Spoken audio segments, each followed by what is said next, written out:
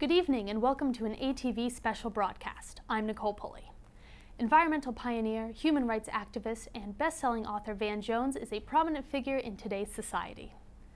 In 2009, Jones served as an advisor for the White House Council on Environmental Quality, focusing his efforts on employment recovery through green jobs. The importance of creating these green jobs is also the focus of his New York Times bestseller, The Green Collar Economy.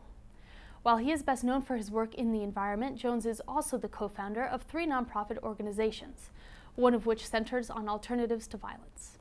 A 1993 graduate of the Yale Law School, Jones is a recipient of numerous awards and has been recognized as one of Time Magazine's 100 most influential people. He joins us this evening to discuss environmentalism and the future of America's economy.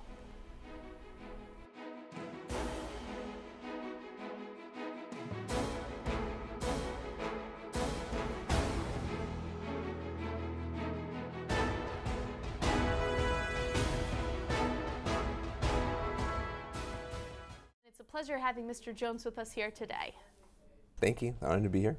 Now, the importance of creating green jobs is repeatedly enforced through your book, The Green Collar Economy, and organizations such as Green for All. Let's take a moment to discuss your recent Huffington Post blog entry in which you describe solutions for improving the economy in the Gulf as a result of damages from Katrina and BP oil spill. Right.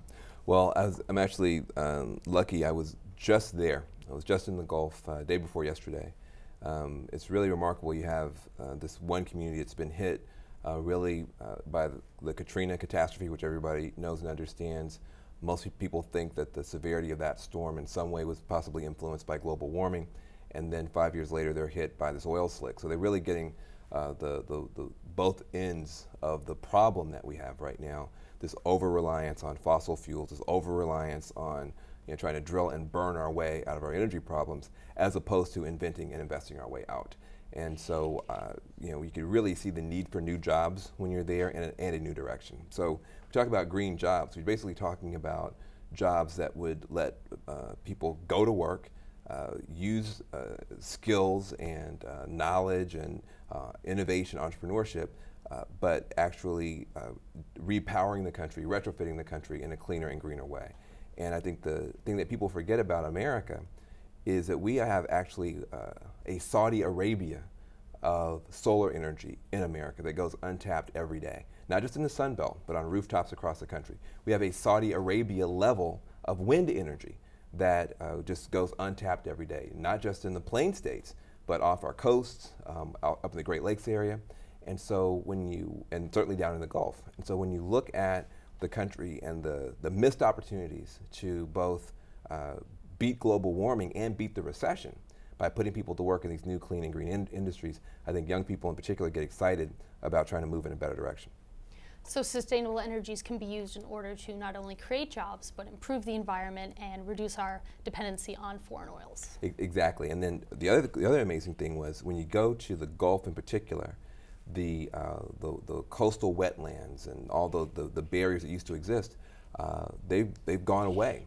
When you put up all these rigs and you do all this stuff you got to do, chopping your way through different parts of the marshes for the oil and gas industry, what you wind up doing is you kill off the speed bumps for those hurricanes.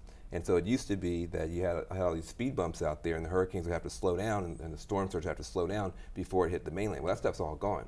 And so there is work to be done also in restoring those wetlands, putting rocks down and then putting soil down and then growing and basically rebuilding. So what we need to be thinking about is how we restore the beauty that used to be there that had a positive function, and then repower by using cleaner and greener sources. And I tell this joke all the time, but if you had wind turbines out there, you're going to be out there trying to make that an energy source. If you had wind turbines out there, when a wind platform collapses, you don't have a massive wind slick, that comes and messes up the economy of it. You just have, some wind turbines in the water.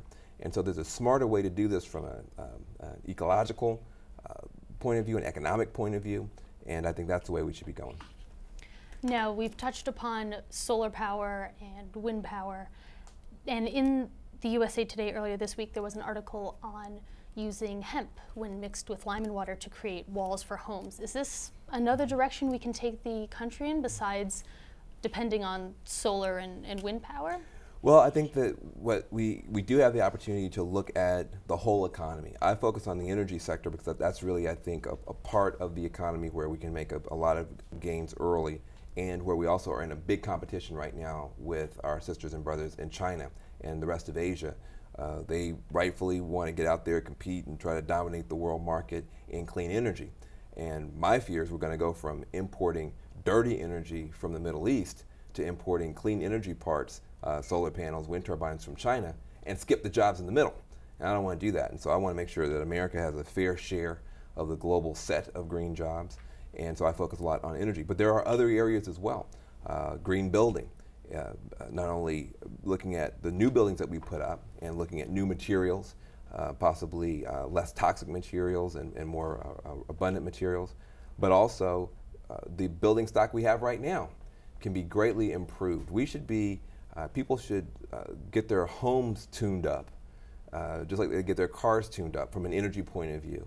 We have existing technology right now that's not being used. Insulation, high performance windows, better boilers and furnaces.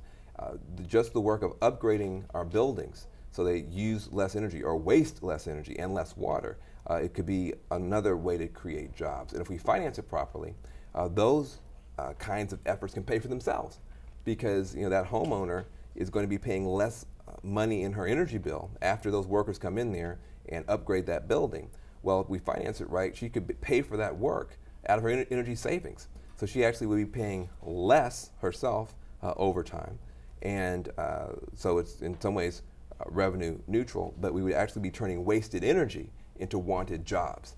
That's the kind of thinking, green thinking, that's not left or right.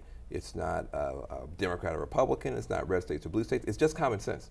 And it's about being innovative and, again, trying to invent and invest our way and innovate our way out of our energy problems, as opposed to always trying to drill and mine and burn our way out, which we're not going to be able to do. So making the investment now and then having 30 years to repay it off is right. The right that would thing be to a do. very, very smart way for us to go forward as a country. Great. I'm going to have to stop you there just a moment. We take a commercial break, but we'll return in just a moment with more from Van Jones.